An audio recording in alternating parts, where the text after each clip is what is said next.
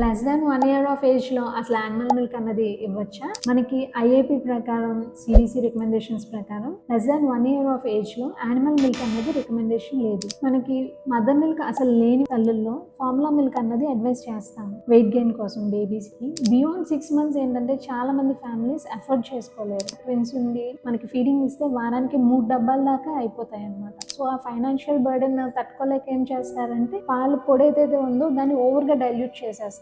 అలా డైల్యూషన్ ఎక్కువ చేసినా కూడా మనకి దాంట్లో పౌష్టిక విలువలు అన్నవి తగ్గిపోతాయి. WHO రికమెండేషన్ ప్రకారం we can give cow milk. దాంట్లో మనకి అకల్ట్ జిఐ బ్లీడ్ అంటే మనకి కనిపించకుండా చిన్నపాటి బ్లీడ్ అయ్యే ఛాన్సెస్ ఉంటాయి అన్నమాట గ్యాస్ట్రోఇంటెస్టైనల్ ట్రాక్ట్లో. And iron deficiency anaemia chances కూడా ఉంటాయి కాబట్టి ఒకవేళ మీరు స్టార్ట్ చేద్దాం అనుకుంటే పీడియాట్రిషియన్ని సంప్రదించి బేబీకి పాలు పడ్డా కూడా మనకి ఐరన్ డెఫిషియన్సీ ఎనీమియా ఛాన్సెస్ ఎక్కువ ఉంటాయి కాబట్టి ఐరన్ సప్లిమెంటేషన్ కూడా స్టార్ట్ చేసుకోవాల్సి ఉంటుంది. ఈ విషయంలో మీకు ఏదైనా డౌట్ ఉంటే కామెంట్ చేయండి. Thank you.